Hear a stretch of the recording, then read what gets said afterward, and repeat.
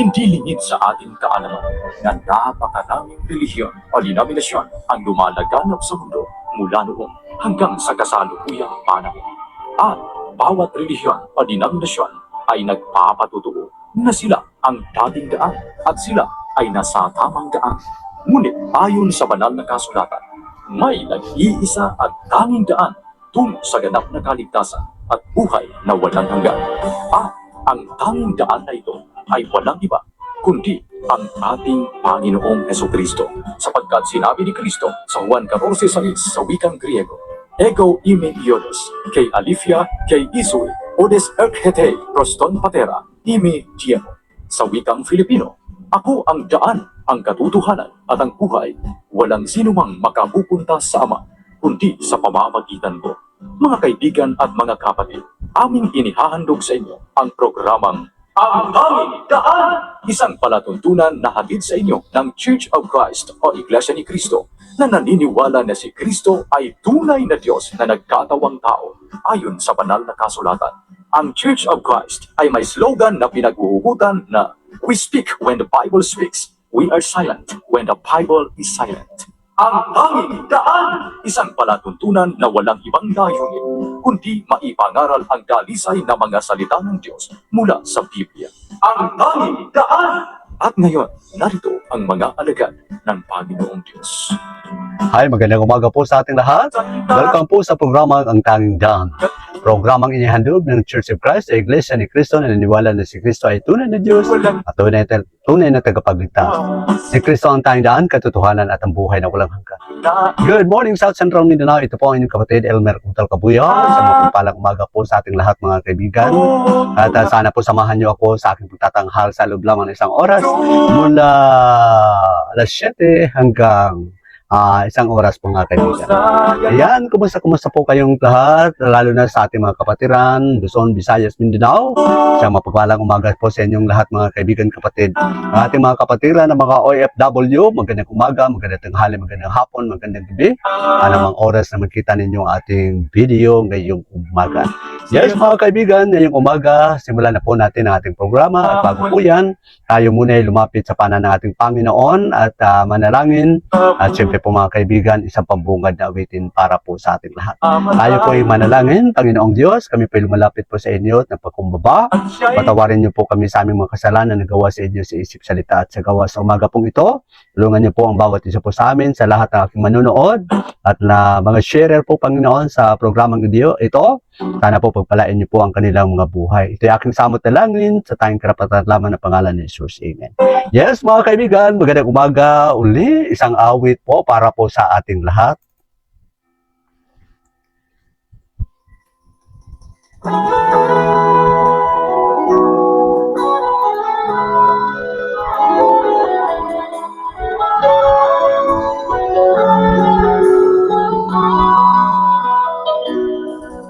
Ikaw lang, O Diyos, ang himig ng buhay ko. Ikaw lang, O Diyos, ang kalakasan ko. Sa buhay at sa puso ko, itataas kita. Nahangahak ka at tapat sa iyong salita.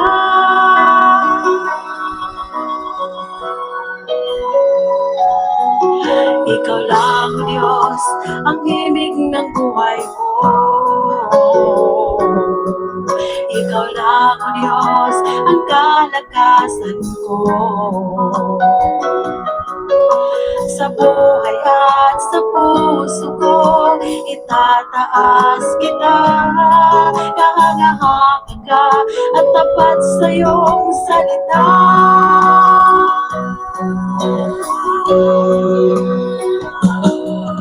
Habang may hininga sa'yo, ako sasamba. Habang mayroong lakas, pupurihin kita. Nagilagad siyang may likha ng langit at lupa. Makapangyarihang Diyos, itataas kita. Itataas kita. maraming salamat po mga kaibigan sa isang napakagandang awitin natin narinig ngayong umaga. Itataas kita by Ma'am Richel Landas Anggab mga kaibigan. Yes, tama po na dapat lang po ipataas po natin ang ating poong may kapal sapagkat karapat-dapat man po siyang ipataas po mga kaibigan. Mga kaibigan, magandang umaga. Maraming salamat din sa ating sponsor, si Alma and PBT Bugarino. Maraming salamat po. Pagpalain po kayo ng ating may kapal. Maraming salamat po sa patuloy na pagtulong po sa gawain ng Panginoon dito sa Facebook account. Ganon din si Mamani Gaitera ng Italy po sa pagtulong. Panginoon, thank you very much po. Pagpalain po kayo ng may kapal at bigyan kayo ng mahabang buhay. Ayan mga kaibigan, ngayong umaga, ang pag-aralan po natin, ang pag-aralan po natin ngayong umaga ay ating masumpungan sa Mateo 19, 28, 19 hanggang 20. Ito po ang sinabi, kaya tumayo kayo at gawin ninyong alagad ang lahat ng tao sa buong bansa. Bautismuhan ninyo sila sa pangalan ng Ama, ng Anak, at ng Espiritu Santo. At turuan ninyo silang sumunod sa lahat ng inuutos ko sa inyo. Tandaan ninyo, ako'y laging kasama ninyo hanggang katapusan ng panahon. Ang ating pag-aralan po ngayong umaga, patungkol po sa bautismo. Yan mga kaibigan, sa ating nabasa, mga kaibigan, atin pong nabasa, ang sabi po ni Kristo, humayo kayo at gawin niyong alagad ang buong bansa. At bautismuhan ninyo sila sa pangalan ng Ama, ng Anak, ng Espiritu Santo. At turuan niyo sila sa lahat ng inuutos ko sa inyo. Tandaan ninyo, ako'y laging sa inyo habang panahon. Mga kaibigan, pag-aralan po natin ang bautismo. Ano po ba itong ibig sabihin ng bautismo at bakit po inutos ng ating Panginoon? Ang banal na kasulatan po ay hayag po nagtuturo po sa atin patungkol po sa katuruan ng bautismo ay isang utos ng ating Panginoon na kailangan natin sundin po mga kaibigan. Sapagkat ano po ba ang ibig sabihin ng bautismo? Yan po yung pag-aralan po natin mga kaibigan. Ang bautismo po mga kaibigan ay mula sa Greek word na baptizo.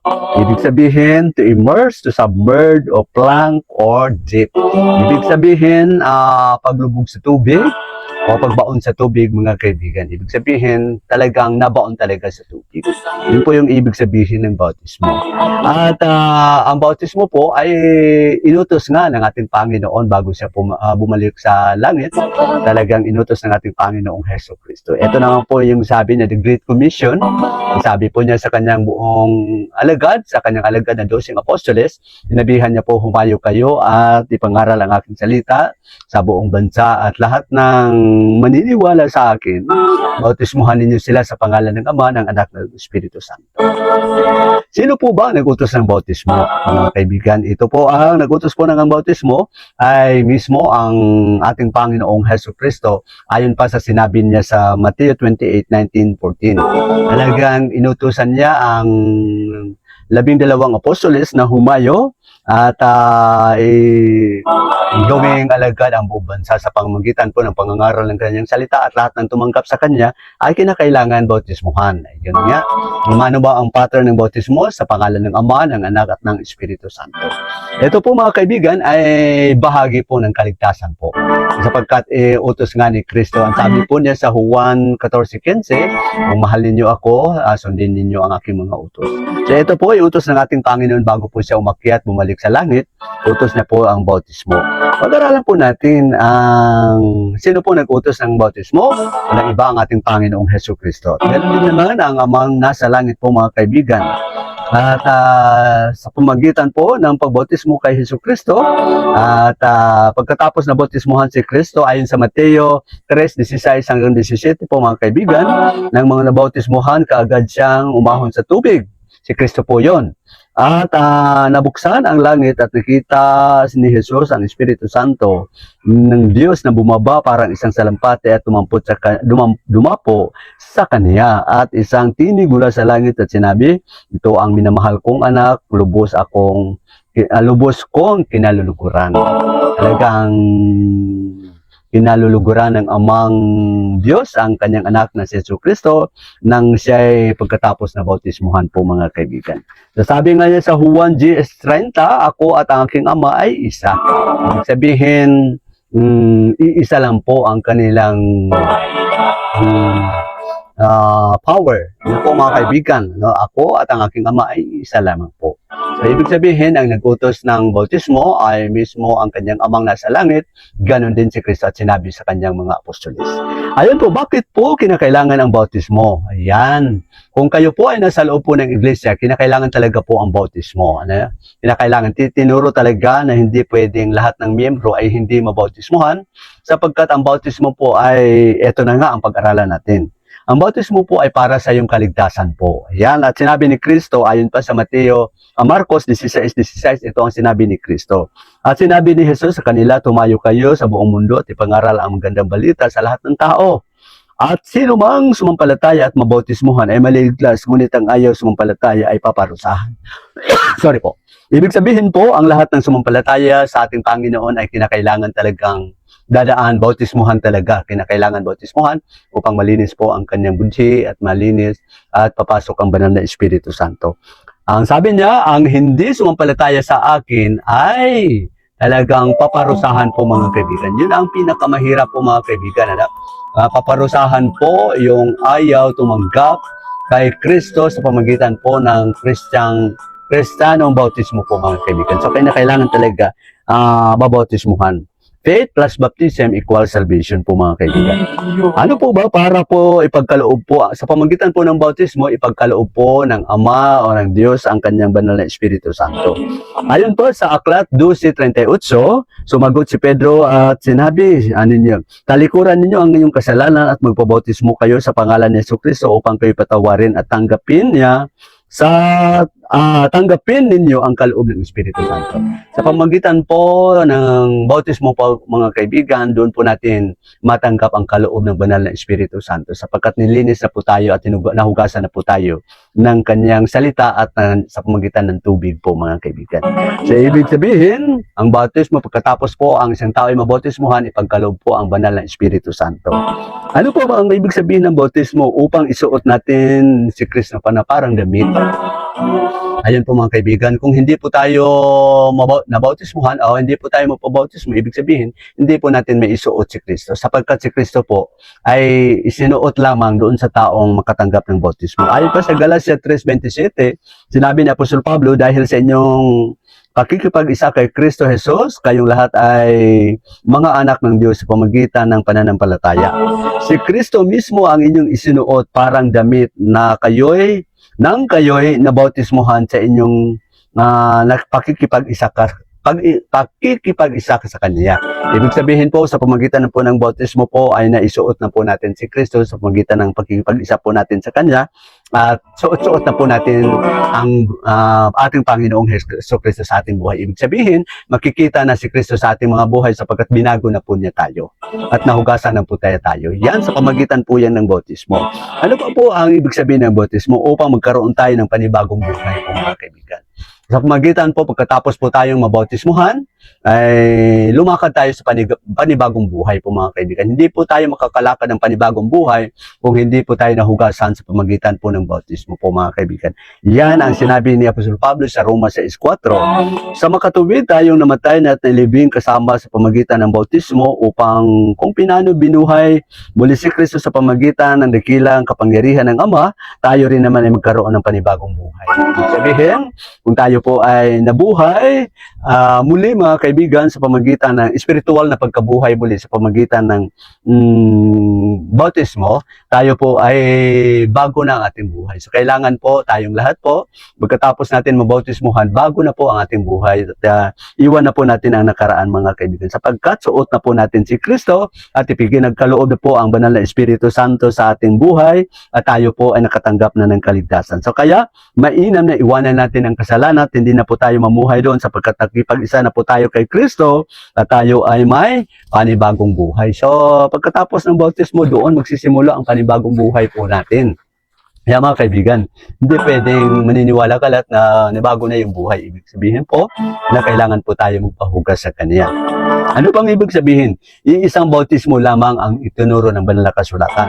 Efeso 4:5, may isang Panginoon, isang pananampalataya, at isang bautismo lamang po. Si Kristo lang po ang nag-utos ng bautismo. Wala na pong utos ng iba mga kaibigan. Liban lang po kay Kristo. Upang mahugasan tayo kanyang salita at sa tubig. Yun ang sinabi natin kanina. Sa pamagitan po ng bautismo, tayo po nahugasan sa kanyang salita at sa tubig. Efesos 5:26, upang ialay sa Diyos matapos linisin sa pamagitan ng paghugas ng tubig at ng kanyang salita. Yes, sa pamagitan po ng kanyang salita po, mga kaibigan, at paghugas ng tubig, tayo po ay nilinis ng ating Panginoon sa pamagitan po ng kanyang salita at sa tubig. Yun ang ibig sabihin natin kanina, yung bautismo. Kailangan ilibing po tayo, ibaon sa tubig, para po mahugasan po tayo. Pagbangon po natin mula sa tubig, panibagong buhay na po. Tulad ng kamatayan ni Kristo, mga kaibigan. Ano po mga kaibigan, upang malinis ang ating budhi? Yan, ayon sa 1 Pedro 3:21, ang tubig ay larawan ng bautismo. Ayun, hindi. Ito'y pangako ng Diyos sa lahat ng malinis na budhi. Iniligtas niya kayo sa bautismo sa pamagitan ng muling pagkabuhay ni Jesucristo. Ibig sabihin, talagang iniligtas na tayo ng ating Panginoon sa pamagitan po ng paglinis ng ating mga budhi. At iyon, ipagkaloob na sa ating Panginoon ayon pa sa Gawa 10:47 hanggang 8, ipinagkaloob ng Diyos ang kanyang banal na espiritu sa ating buhay. At sino-sino po ba ang pwedeng bautismuhan? Siyempre po, ayon pa sa Marcos 16:16, yung may pananampalataya sa kanya. Yun lang po ang dapat bautismuhan. Sino pa po? Yung mga nagsisisi sa kanilang kasalanan ayon sa Acts 2:38. Yung nagsisisi ng kanilang kasalanan, ay yun lamang po ang karapat-dapat bautismuhan po. At hindi po pwedeng bautismuhan ng isang bata o ang isang taong hindi po marunong magsisisi sa kanyang kasalanan, hindi po siya pwedeng bautismuhan. Yan mga kaibigan, ang katuruan sa loob po ng Iglesia ng ating Panginoon. Kung kayo po ay gustong maging kaanib ng Iglesia po ng ating Panginoon na niwala na si Kristo ay tunay na Diyos at tagapagligtas, kailangan po tayo tumanggap ng Kristiyanong bautismo upang mahugasan po tayo sa ating kasalanan at maligtas po tayo. Yan, maraming salamat po mga kaibigan sa inyong pakikinig. Sana po may napulot kayong aral sa umagang ito ng ating pinag-aralan ngayong gabi. Maraming salamat po mga kaibigan. Ito ang isang awitin po para po sa ating lahat.